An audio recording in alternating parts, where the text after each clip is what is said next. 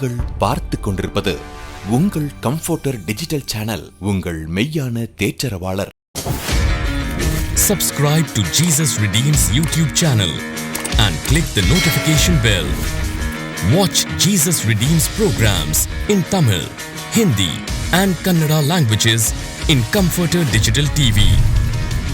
Listen to our 24/7 Comforter radio broadcast and subscribe to Evangel OTT and watch hundreds of Christian short films and videos and be blessed. Download Comforter TV and radio app today. Make use of Jesus Redeems programs available on various social media platforms. Spread the revival fire. Nalumavadi தேவனுடைய கூடாரத்தின் பின்பகுதியில் உள்ள தேவனுடைய தோட்டத்தில் அற்புத விடுதலை பிரார்த்தனை.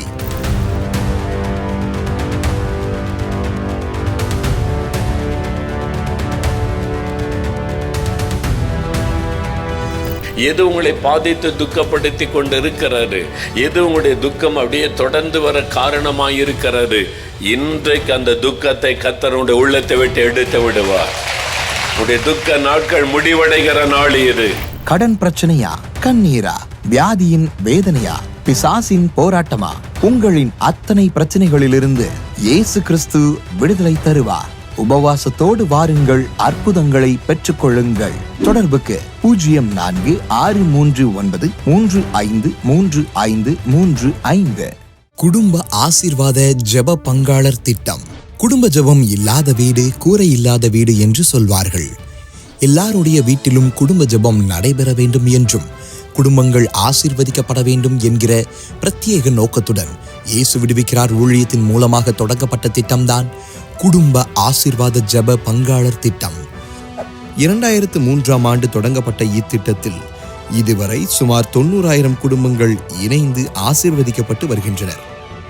இத்திட்டத்தில் இணைந்துள்ள அனைவரின் குடும்பங்களின் பாதுகாப்பிற்காகவும் ஆசீர்வாதத்திற்காகவும் சகோதரர் மோகன் சிலாசரஸ் அவர்களும் இயேசு விடுவிக்கிறார் ஊழியர்களும் அனுதினமும் சிறப்பு பிரார்த்தனை ஏறெடுத்து வருகிறார்கள். நீங்களும் குடும்ப ஆசீர்வாத ஜெப பங்காளர் திட்டத்தில் இணைந்து குடும்பமாக ஜெபிக்க விரும்பினால் எங்களோடு தொடர்பு கொள்ளுங்கள். 9842735305 மற்றும் 046339353333. எங்களது இமெயில் முகவரி partners@jesusredeems.org.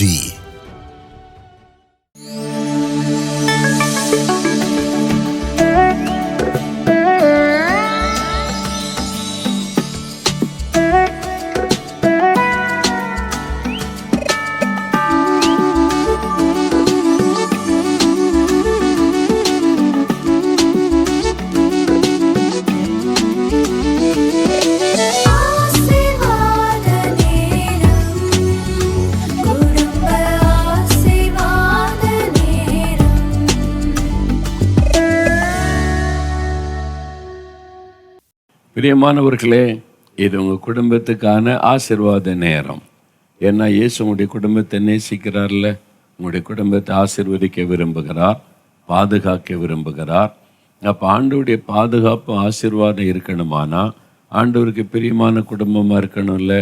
அதனால தான் இந்த நிகழ்ச்சி மூலம் உங்களுடைய ஜெப வாழ்க்கையில் உங்களுடைய வீட்டுக்குள்ளே ஒரு தெய்வ பிரசன்னமும் ஆசீர்வாதம் வர வேண்டும் என்று ஜெபத்தோடு உங்களோடு பேசுகிறோம். இந்த குடும்ப ஆசீர்வாத நேரத்தில் உங்களுடைய ஃபேமிலி ப்ரேயர், குடும்பமாக கூடி வந்து ஜெபிப்பது. உங்கள் வீட்டில் எல்லோரும் வந்திருக்கிறாங்களான்னு பாருங்கள். யாராவது வரலைன்னா அவங்கள கூப்பிடுங்க, ஜெப நேரம் வந்துட்டு வாங்க, நம்ம குடும்பமாக ஜெபிக்கணும்னு சொல்லி வேத புஸ்தகத்தோடு வந்து உட்காரணும். வசனத்தை தியானித்து நம்ம ஜெபிப்போம்ல. சரி, இப்போ முதலாவது பாடல் பாட போகிறோம். இந்த நாளில் நம்ம இயேசு விடுவிக்கிறார் ஊழியத்தினுடைய மியூசிக் டீம், பாடல் டீம், அதில் உள்ள கொஞ்சம் பேர் வந்திருக்கிறாங்க. உங்கள் கூட சேர்ந்து ஆண்டவரை துதித்த பாட. உங்கள் வீட்டில் என்ன மியூசிக் இன்ஸ்ட்ருமெண்ட் வச்சுருக்கீங்களா? டேமரின் அல்லது பேங்கூஸ் வச்சுருக்கீங்களா? கீபோர்டு, சின்ன பிள்ளைகள் சின்ன கீபோர்டெலாம் இருக்குது, எல்லாம் குட்டி குட்டியான இன்ஸ்ட்ருமெண்ட். அதை வாங்கி வச்சுக்கணும். பெற்றோர் அவங்கள பிள்ளைகளுக்கு வாங்கி கொடுத்து உற்சாகப்படுத்தினா அதை தட்டுறதுக்காவது உங்களை குடும்ப ஜெபத்துக்கு வாங்க வாங்கன்னு கூட்டு உட்கார வச்சுருவாங்க. அப்போ பிள்ளைகளை பழக்குங்க, உங்களுடைய ஃபேமிலி ப்ரேயர் நல்லாயிருக்கும். குட்டி பிள்ளைகளுக்கு ரொம்ப சந்தோஷம். இப்போ நம்ம பாடல் பாடி அப்புறம் வசனத்தை தியானத்தை ஜெபிக்க போகிறோம். என்ன பாடல் பாடலாம் அப்படின்னு சொல்லி கேட்கலாமா? அதாவது என்னை மறவா இயேசுநாதா சொல்கிறாங்க. என்னை மறவா இயேசுநாதா உந்தன் தயவால் என்னை நடத்தும். தெரிந்த பாட்டு தானே. அந்த காலத்தில் சாரல் ஒரு ஜம்மா பாடின அந்த பாடல் அது இப்பவும் நம்மோடு பேசுது. என்னை மறவாத ஒரு இயேசு இருக்கிறாரு, நீங்கள் என்னை நடத்துங்கன்னு சொல்லி அர்ப்பணிக்கிற ஒரு பாடல். சேர்ந்து பாடுவோம்.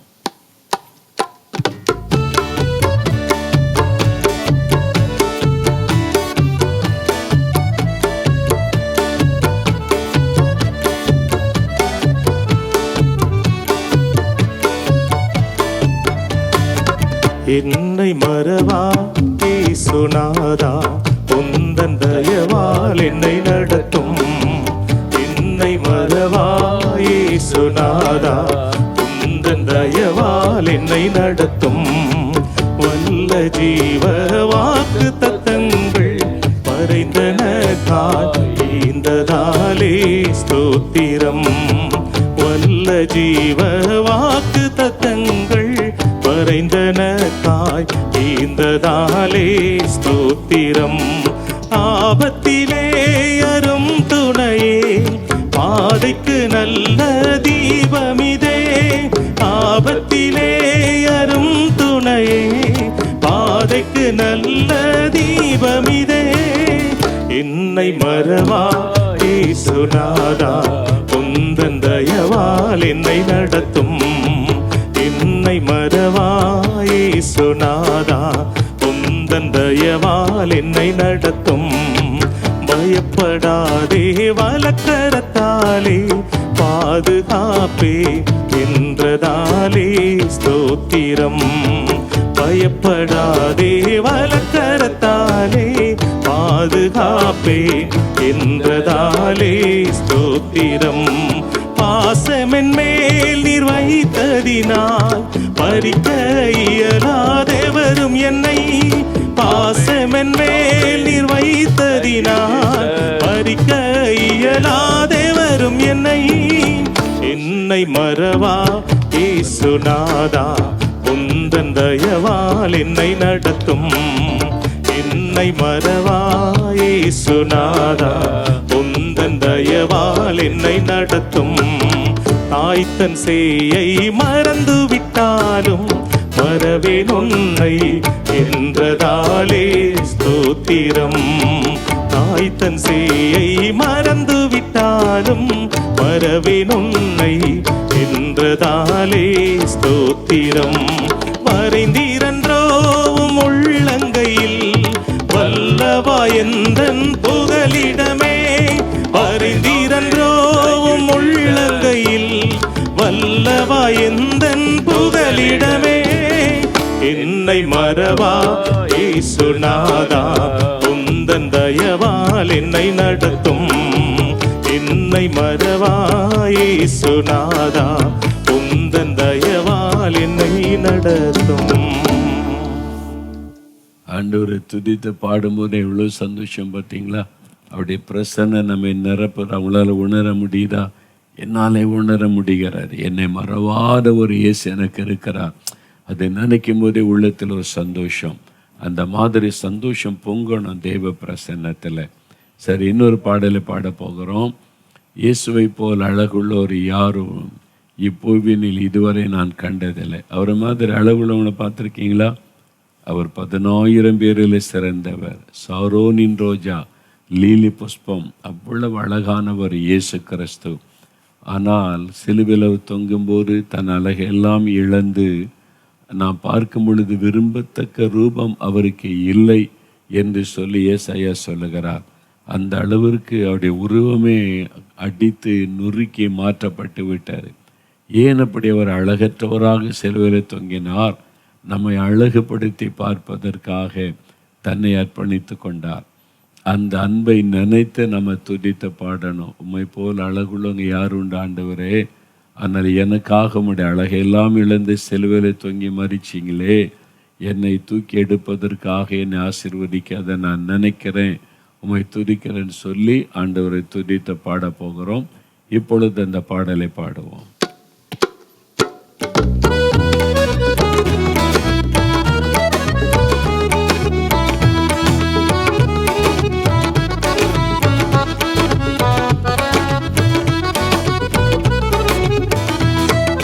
இயேசுவை போல் அழகுள்ளோர் யாரையும் இப்பூவினில் இதுவரை கண்டதில்லை, காண்பதுமில்லை. இயேசுவை போல் அழகுள்ளோர் யாரையும் இப்பூவினில் இதுவரை கண்டதில்லை, காண்பதுமில்லை. பூரண அழகுள்ளவரே பூவில் எந்தன் வாழ்க்கையது, நீரை போதும் வேறே வேண்டாம் எந்த நண்பர் இயேசுவே. மண்ணுக்காக மாணிக்கத்தை விட்டிட மாட்டேன், வேறும் மண்ணுக்காக மாணிக்கத்தை விட்டிட மாட்டேன். சம்பூரண அழகுள்ளோர் என்னை மீட்டு கொண்டிரே, சம்பூரணமாக என்னை உந்த நோக்கிந்தே. சம்பூரண அழகுள்ளோர் என்னை மீட்டு கொண்டிரே, சம்பூரணமாக என்னை உந்த நோக்கிந்தே. பூரண அழகுள்ளவர் பூவில் எந்தன் வாழ்க்கையது, நீரை போதும் வேறே வேண்டாம் எந்த நண்பர் இயேசுவே. மண்ணுக்காக மாணிக்கத்தை விட்டிட மாட்டேன், வேறும் மண்ணுக்காக மாணிக்கத்தை விட்டிட மாட்டேன். லோக சுக மேன்மை எல்லாம் எந்தனை கவர்ச்சித்தார், பாவ சோதனைகள் எல்லாம் என்னை சோதித்தான். லோக சுக மேன்மை எல்லாம் எந்தனை கவர்ச்சித்தார், பாவ சோதனைகள் எல்லாம் என்னை சோதித்தான். பூரண அழகுள்ளவர் பூவில் எந்தன் வாழ்க்கையது, நீரை போதும் வேறே வேண்டாம் எந்த நண்பர் இயேசுவே. மண்ணுக்காக மாணிக்கத்தை விட்டிட மாட்டேன், வேறும் மண்ணுக்காக மாணிக்கத்தை விட்டிட மாட்டேன். தினந்தோறும் உம்மில் உள்ள அன்பு என்னில் பொங்குதே, நேசரே நீர் வேகம் வந்து என்னை சேருமே. தினந்தோறும் உம்மில் உள்ள அன்பு என்னில் பொங்குதே, நேசரே நீர் வேகம் வந்து என்னை சேருமே. பூரண அழகுள்ளவர் பூவில் எந்தன் வாழ்க்கையது, நீரை போதும் வேறே வேண்டாம் எந்த நண்பர் இயேசுவே. மண்ணுக்காக மாணிக்கத்தை விட்டிட மாட்டேன், வேறும் மண்ணுக்காக மாணிக்கத்தை விட்டிட மாட்டேன். நீரை போதும் வேறே வேண்டாம் எந்த நண்பர் இயேசுவே. மண்ணுக்காக மாணிக்கத்தை விட்டிட மாட்டேன். மண்ணுக்காக மாணிக்கத்தை விட்டிட மாட்டேன். மண்ணுக்காக, இந்த உலகத்துக்காக, உலகத்தின் மேல் அன்பு கூர்ந்து, உலக இச்சைகள் மீது அன்பு கூர்ந்து, மாணிக்கமாயிருக்கிறேன் இயேசுவை நான் விட்டுவிட மாட்டேன். அவர் தான் எனக்கு முக்கியம். இந்த உலக சிற்றின்பங்கள், உலகத்தின் மேன்மைகள், உலகத்தின் வாழ்க்கையெல்லாம் கொஞ்ச நாட்கள் தான். 70 வருஷம், பலத்தின் மிகுதினால் 80 வருஷம், அவ்வளோதானே ஒரு வாழ்க்கை. ஆனால் இயேசுவோடு வாழப்போதான் நித்தியமான வாழ்க்கை, அழியாத ஒரு வாழ்க்கை. அதை குறித்த சிந்தை தான் நமக்குள்ள அதிகமாக இருக்கணும். பெரும்பாலும் உலக காரியத்துக்கு தான் அதிகமாக நம்ம ஜெபிக்கிறோம். ஆவிக்குரிய காரியத்துக்கு நம்ம அதிகமாக ஜெபிக்கணும். சரியா? சரி, இப்போ உங்களுடைய குடும்பத்தை குறித்து ஆண்டவர் அக்கறை உள்ளவராக உன் குடும்பத்தை நான் ஆசீர்வதிப்பேன்னு வாக்கு கொடுத்திருக்கிறார். வேத புஸ்தகத்தில் குடும்பங்களுக்கான அருமையான காரியங்கள் 128 சங்கீதத்திலே நம்ம வாசிக்கிறோம். 3வது வசனத்தில், உன் மனைவி உன் வீட்டு ஓரங்களில் கனிதரும் திராட்சை கொடியை போல் இருப்பாள். அப்போ ஒரு குடும்பம்னு வரும்போது கணவன், மனைவி, பிள்ளைகள் எல்லாம் வராங்கல்ல. சில குடும்பத்தில் பெரியவங்க, அப்பா அம்மா, மாமனார் மாமியார் இவங்களும் கூட இருப்பாங்க. அப்போ இந்த மாதிரி ஒரு குடும்பம்னு வரும்போது ஒரு பெரிய ஒரு ஃபெலோஷிப், ஒரு ஐக்கியம், அந்த குடும்பத்தில் இருக்கிற எல்லாருக்குள்ள ஒரு மனம், அன்பு, ஐக்கியம் இருந்தால் தான் குடும்பத்தில் சந்தோஷமாக இருக்க முடியும். இன்றைக்கி நிறைய குடும்பங்களில் கணவன் ஒரு பக்கம், மனைவி ஒரு பக்கம், 2 பேரும் பேசி கொள்வதில்லை. மாமியார் ஒரு பக்கம், மருமகள் ஒரு பக்கம், 2 பேரும் பேசி கொள்வது இல்லை. அந்த வீட்டுக்குள்ளே எப்படி நிம்மதி இருக்கும், சமாதானம் இருக்குன்னு யோசித்து பாருங்கள். எல்லாமே பாதிக்கப்படும்.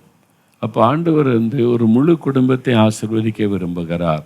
அதில் பெண்களுக்கு ஒரு பங்கு இருக்கிறது, ஆண்களுக்கு ஒரு பங்கு வேலை இருக்கிறது, கர்த்தருக்கு பயந்து அவர் வழிகளில் நடக்கணும். அப்போ கர்த்தர் குடும்பத்தை ஆசீர்வதிப்பேன்னு சொல்கிறார். அப்போ உன்னுடைய குடும்பத்துக்கு ஆசீர்வாதத்தில் என்ன சொல்லுகிறார்? உன்னுடைய மனைவி உன் வீட்டு ஓரங்களில் கனிதரும் திராட்சை கொடியை போல் இருப்பாள். இது ரொம்ப முக்கியம். இஸ்ரவேல் தேசத்தில் இந்த ஒலிவ மரம், அத்தி மரம், திராட்சை இந்த மூணுமே ரொம்ப பிரசித்தி பெற்றது. மூணும் ஒவ்வொரு காரியத்தை அது குறிக்கும். அது மாதிரி ஒவ்வொரு காரியத்தை அது வெளிப்படுத்தும். இந்த திராட்சை என்பது குடும்ப வாழ்க்கையை குறிக்கக்கூடியது. அதனால் நீங்கள் இஸ்ரவேல் தேசம் இன்றைக்கும் போனால் கூட கிட்டத்தட்ட எல்லா வீடுகளுக்கு முன்னால் திராட்சை செடி வச்சுருப்பாங்க.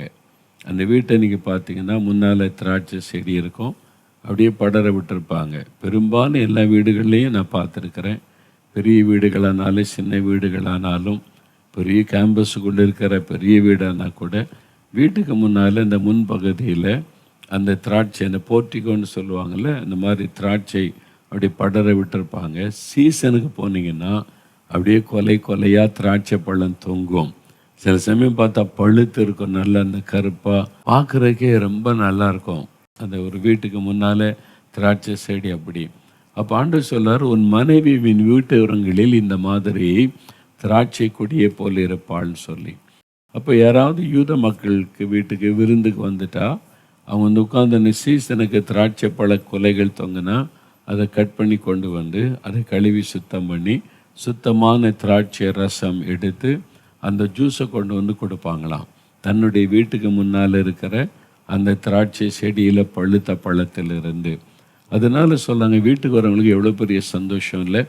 அதே மாதிரி ஒரு மனைவி இருக்கணும்.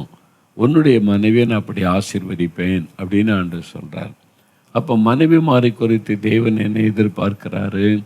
உங்கள் வீட்டில் ஒரு திராட்சை கொடியை போல் நீங்கள் இருக்கணும்.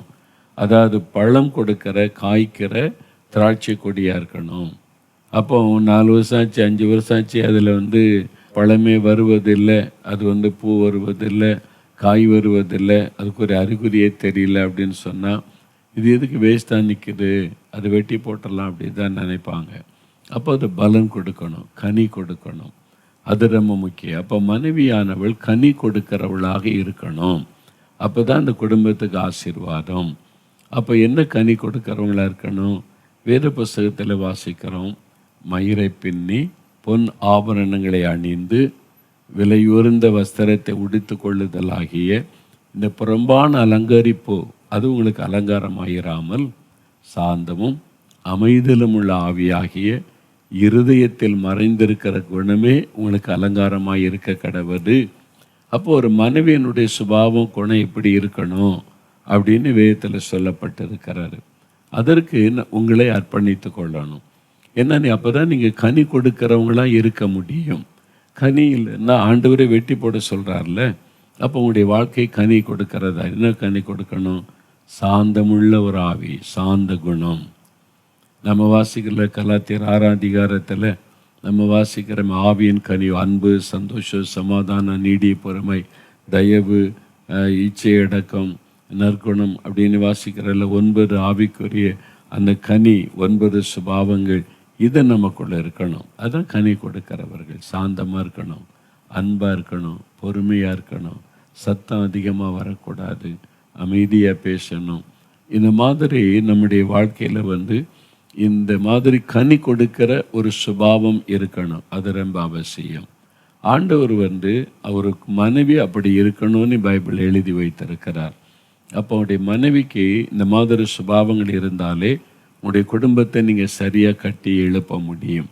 நீங்கள் கோவப்பட்டுக்கிட்டு சண்டை போட்டுக்கிட்டு எப்போவுமே எரிச்சலாக இருந்துக்கிட்டு எதுக்கு எடுத்தாலும் புருஷனை சந்தேகப்படுறது, பிள்ளைகளை திட்டுறது, அப்போ வீடு நரகமாய் மாறிவிடும். அப்படி இருக்கக்கூடாது. கனி கொடுக்கிறவர்களாக இருக்கணும்.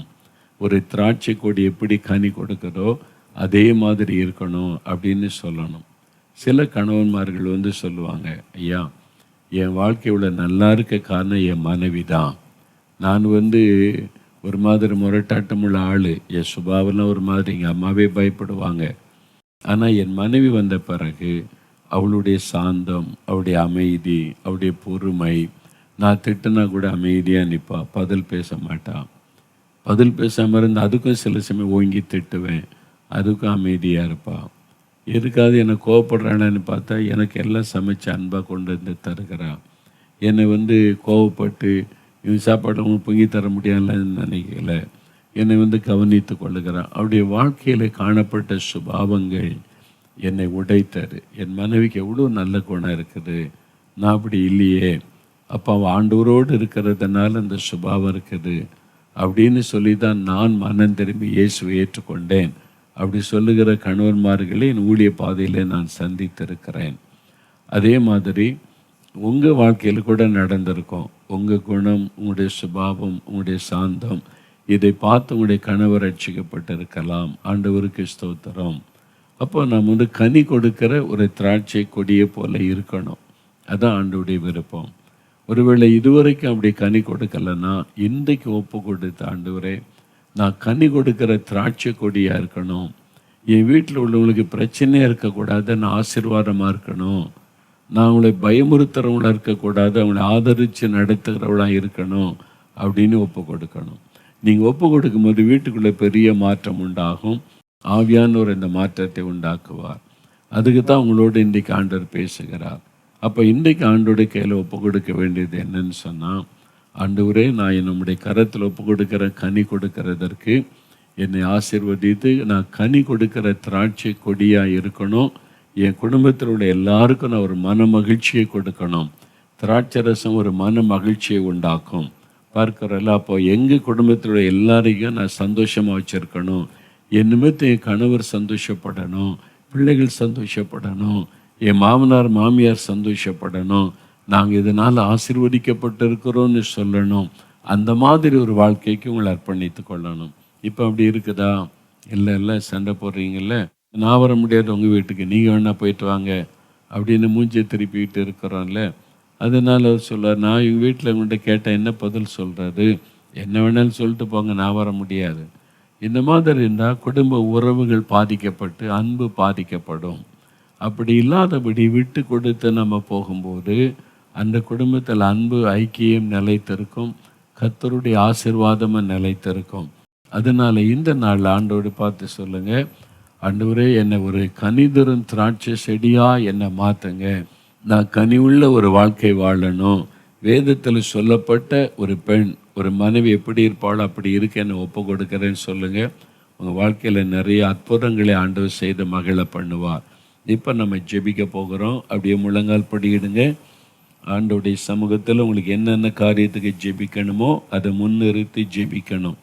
ஆனால் அதுக்கு முன்னால் உங்கள் கிராமம், உங்களுடைய ஊர், உங்கள் பட்டணம், உங்களுடைய தேசம், அதில் இந்த மாதிரி ரட்சிப்பு உண்டாகணும். குடும்பங்கள் எல்லாம் இயேசுக்கு சாட்சியாக மாறணும். எழுப்புதல் உண்டாகணும். மனைவிமாரெலாம் வேதத்தில் சொல்லப்பட்டபடி மாறணும்.